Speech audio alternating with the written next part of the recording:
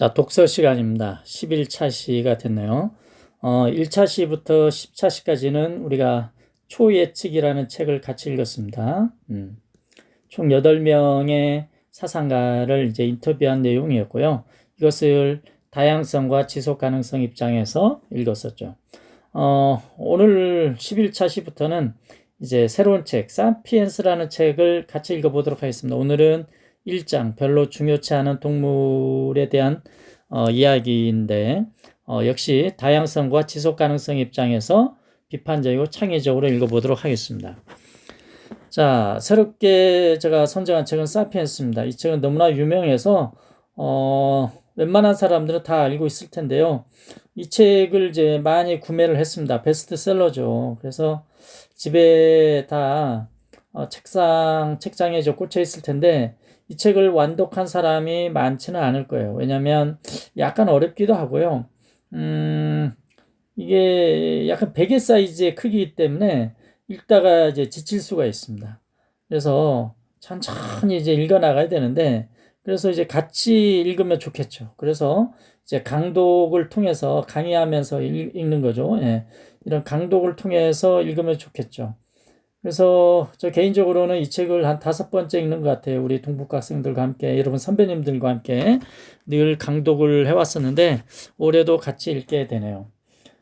유발 하라리가 쓴 책입니다. 이제 이스라엘 출신이고요. 이분은 이제 빅히스토리 시각에서 인류의 역사를 조망했죠. 즉, 우리 인류가 이제 언제 탄생했고, 그래서 지금 현재까지 어떻게 살아왔으며, 그래서 그걸 통해서 우리는 미래에는 어떻게 살아갈 것인지에 대해서 이야기를 하고 질문을 상당히 많이 던집니다. 자, 빅히스토리가 뭐냐? 자, 여기에 대해서는 차차 이렇게 강의를 해가면서 이야기할 텐데요. 기존의 이제 역사가 인류의 어떤 역사부터 시작하는데요. 빅히스토리는 이제 빅뱅부터 시작합니다.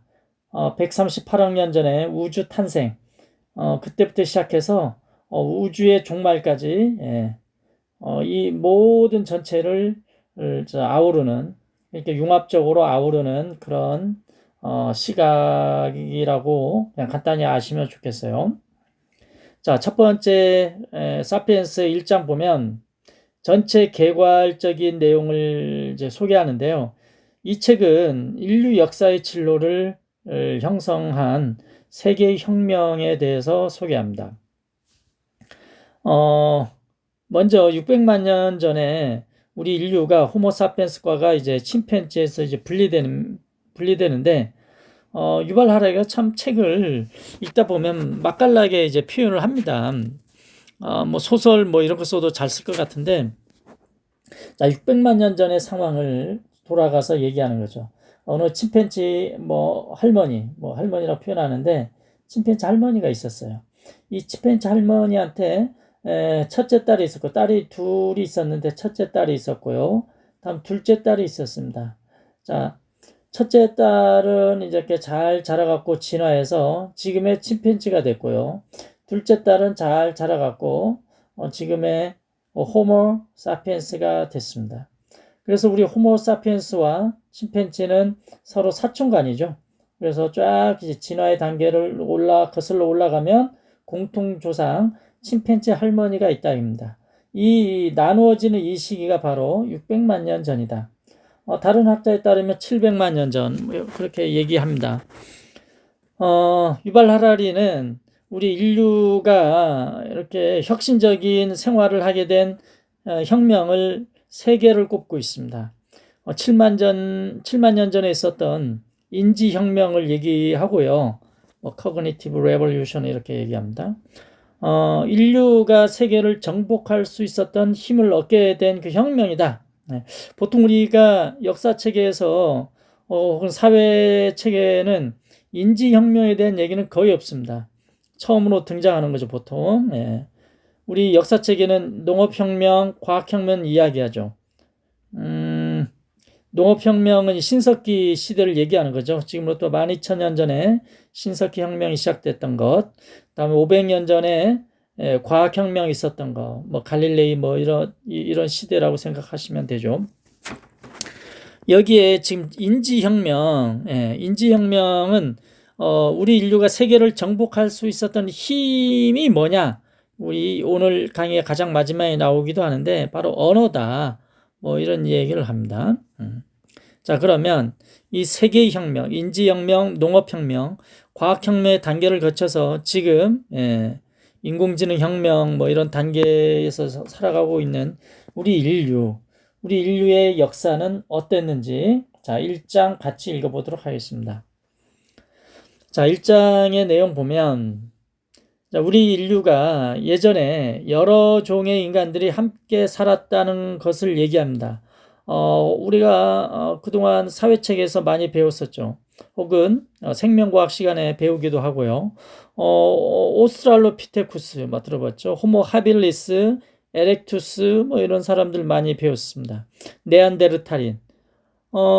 역사책에 이렇게 봤을 때 여러 종들이 있었어요. 우리 인간들이 여러 종이 함께 살았습니다. 보통은 우리가 오스트랄로피테쿠스가 뭐 호모 에렉투스가 되고 이게 나중에 호모 사피엔스가 되고 이런 식의 단계가 되는 게 아니고 막 동시다발적으로 뭐 같이 살았다 이렇게 보시면 됩니다. 근데 이게 중요한 게 아니고요. 지금 딱 한 종만 있다는 사실이 중요하다는 겁니다. 유발 하라리의 지적이죠. 지금 딱 한 종. 그게 누구냐? 바로 호모 사피엔스입니다. 즉 우리 인류만 생존하고 있다 이겁니다. 다른 종은 다 멸종해 버렸다 이거예요. 이게 너무 중요하다는 얘기입니다.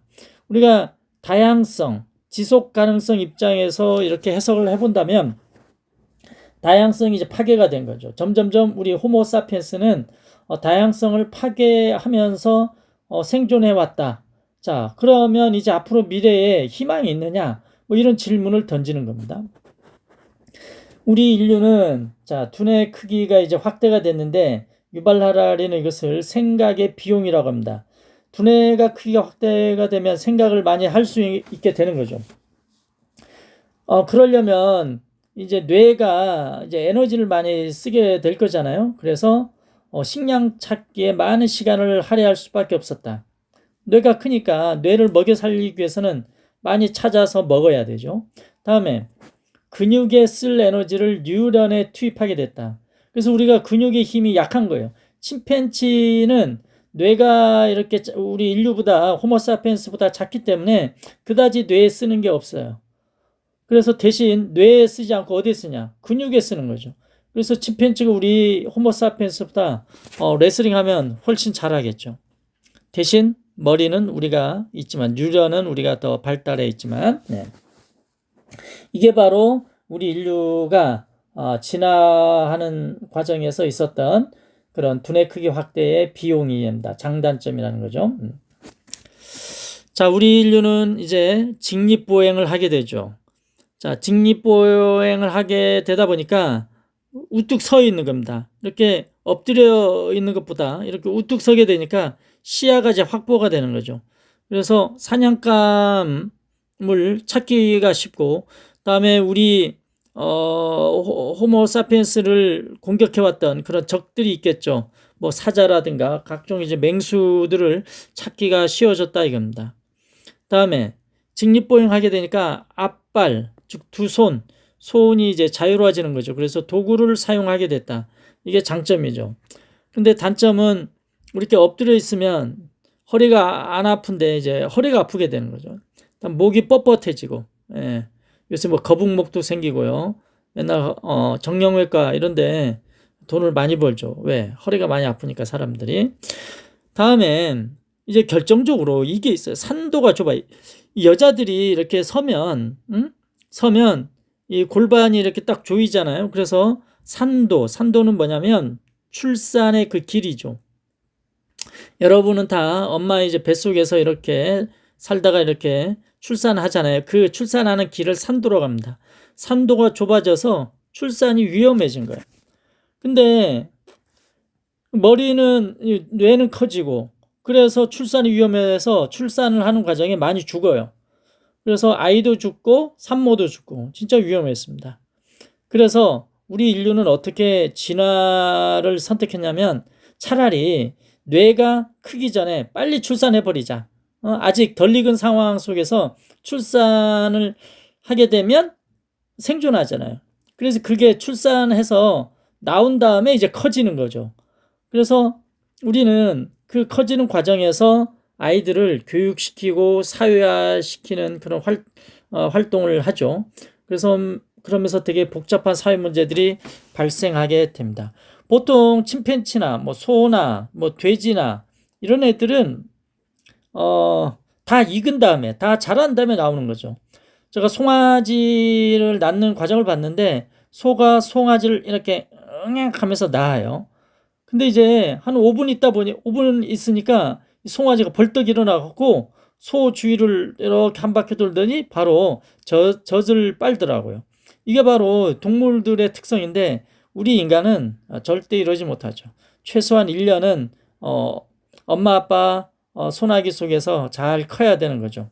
자, 이게 바로 인류가 이제 직립보행하게 되면서 생긴 그런 문제점이자 이게 나중에 이제 장점이 되기도 하죠.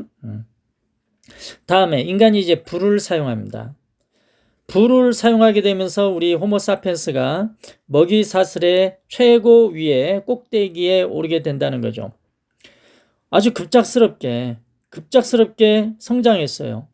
그러나 이제 생태계가 그에 맞춰 적응할 시간이 없었습니다. 보통 사자나 호랑이가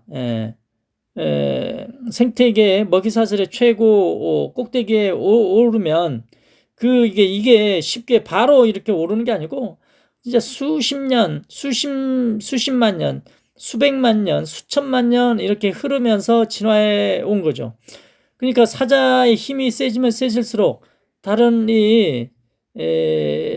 뭐 가젤이나 이런 애들도 먹고 살아야 되잖아요. 생존해야 되잖아요. 그렇기 때문에 얘네들도 서서히 진화하는 거죠. 가젤의 이제 달리기가 사자보다 더 잘하는 거죠. 그래야 얘네들도 사니까. 근데 우리 인간은 진화해오는 과정에서 정말 우연찮게 이제 불을 사용하게 됐어요. 그래서 그 사용하게 되면서 사자보다 더 위에 오르게 되는 거죠. 그렇다 보니까 다른 생태계가 우리 호모사피엔스가 진화하는 것에 맞춰서 적응할 시간이 없었죠. 이 말은 다시 얘기하면 생태계가 이제 상당히 이제 파괴돼 버렸다 이겁니다. 다음에 인간이 이제 불을 사용하게 되니까 음식을 익혀 먹게 됐고요. 그러다 보니까 창자가 짧아지고 왜? 길게 이렇게 소화를 할 필요가 없어요. 이제 짧아지는 거죠. 그래서 창자가 짧아진 대신에 다른 데 에너지를 이제 사용할 수가 있게 되는 거죠. 그래서 뇌가 커지는 겁니다. 뇌가 커지다 보니까 인간의 무한한 잠재력을 발휘하게 돼서 생태계에서 최고의 지위를 인류가 차지하게 됐다. 뭐 이런 겁니다. 다음에 이제 형제 살해범 호모사피엔스 이런 표현을 쓰는데 유발 하라리가 자, 우리 인류가 이렇게 진화해 오는 과정을 크게 두 가지로 이야기합니다. 교배 이론하고 교체 이론이 있는데 교배 이론은 뭐냐면 호모사피엔스와 네안데르탈인이 서로 교배를 했다 이겁니다. 그래서 이 두 서로 다른 종이 교배하다 보니까 어떻습니까? 우리 현생 인류는 다양한 유전적 차이가 있을 수 있다. 뭐 이렇게 주장하는 사람이 있는 반면에 또 다른 사람은 교체 이론을 주장합니다. 그래서 자원을 둘러싼 경쟁, 뭐 먹는 거죠. 이것을 얻기 위해서 사피엔스와 네안데르탈인이 경쟁을 했다 이겁니다. 그래서 폭력을 저지르고 대량 학살이 발생했다. 즉 사피엔스가 네안데르탈인을 살해하지 않았냐 뭐 이렇게 주장하는 사람들이 있습니다. 그래서 즉 이걸 통해서 보면 인간에게 관용이라는 것은 어울리지 않는다. 서로 배려하고 이런 거 보통 그런 게 있는 것 같은데 유발 하라리는 얘기합니다. 전혀 그렇지 않다. 우리 인간은 정말 끔찍한 호모사피엔스는 정말 끔찍한 인종학살을 저질렀다. 이렇게 보기도 하죠. 이 두 가지 이론이 있습니다. 근데 이 교체 이론을 하면 현생 인류는 유전자가 비슷하죠. 왜냐하면 네안데르탈인의 유전자가 없기 때문에 이렇게 주장하기도 하죠.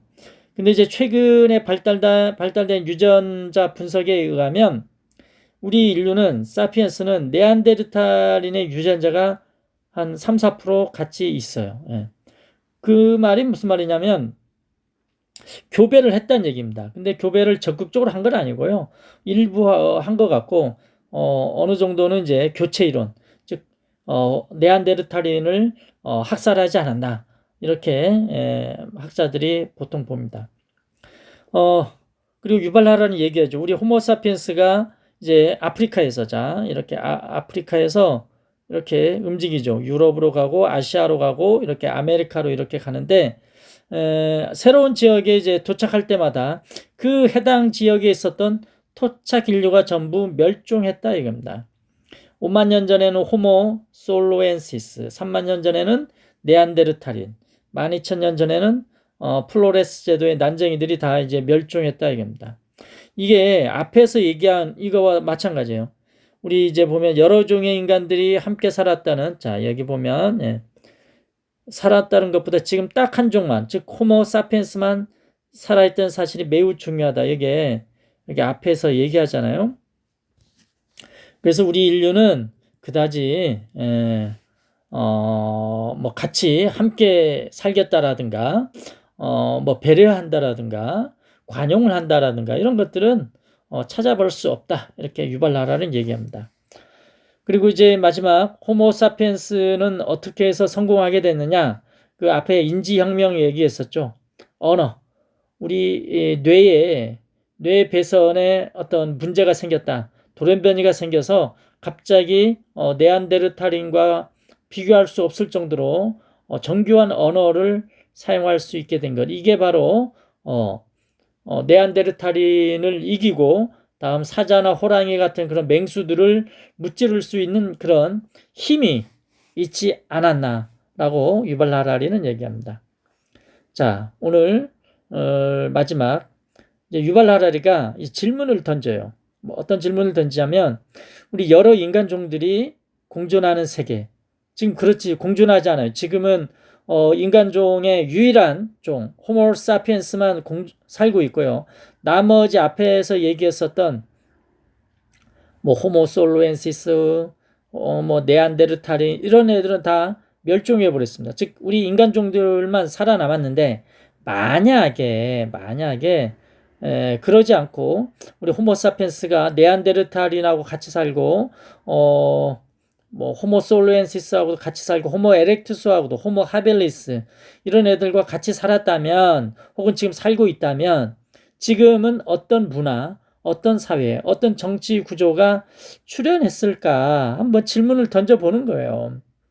예를 들면 여러분 이렇게 네안데르탈인은 로마 군단의 병사나 중국 왕조의 관료가 될 수 있었다. 그래서 이제 마치 호모사피엔스가 뭐 흑인이고 네안데르탈이 백인이고 뭐 이렇게 서로 다른 종들, 조금씩 종들이 좀 이렇게 다른 애들끼리 같이 살게 되는 날 한번 생각해 보는 거죠. 이러진 않았지만 우리 인류 역사가 이제 진화해오는 그 역사를 보면 이러진 않았지만 만약에 이렇게 됐다면 어땠을까? 여러분도 한번 상상의 날개를 펼치는 내용을 여기에 한번 적어보시면 좋겠습니다. 자, 오늘 수업은 여기까지 하겠습니다.